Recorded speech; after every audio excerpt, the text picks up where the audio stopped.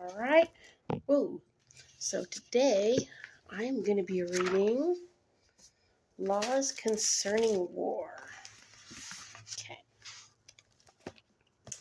So it's specifically concerning war. When you go out to battle against your enemies and see horses and chariots and people more numerous than you, do not be afraid of them, for the Lord your God is with you, who brought you up from the land of Egypt. So it shall be, when you are on the verge of battle, that the priest shall approach and speak to the people. And he shall say to them, Hear, O Israel, today you are on the verge of battle with your enemies.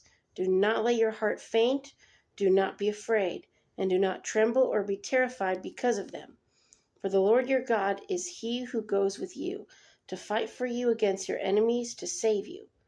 Then the officers shall speak to the people, saying, What man is there who has built a new house and has not dedicated it? Let him go and return to his house, lest he die in the battle and another man dedicate it. Also, what man is there who has planted a vineyard and has not eaten of it?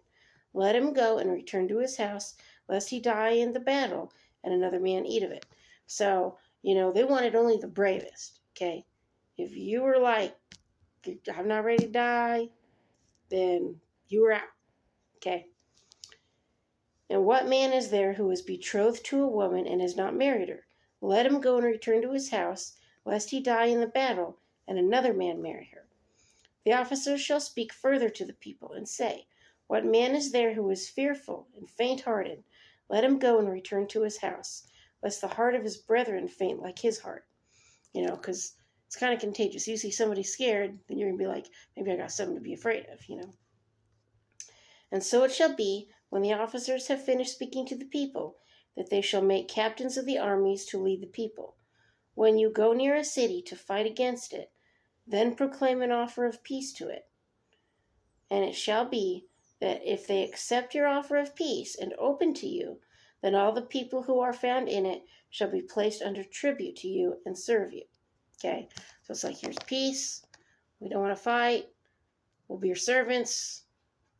Okay? Now if the city will not make peace with you, but make war against you, then you shall besiege it. And when the Lord your God delivers it into your hands, you shall strike every male in it with the edge of the sword. Okay. That's my dog. He's itching.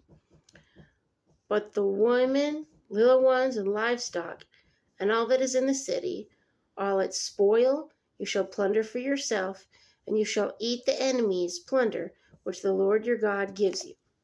Thus you shall do to all the cities which are very far from you, which are not of the cities of these nations, but of the cities of these peoples, which the Lord your God gives you as an inheritance.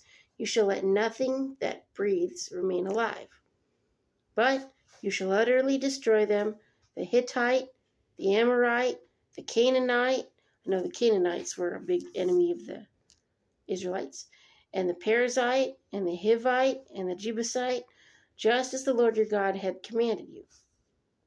Lest they teach you to do according to all their abominations which they have done for their gods, and you sin against the Lord your God. So if they live, they're going to continue serving their God. They're going to continue doing what they do. They're going to stop.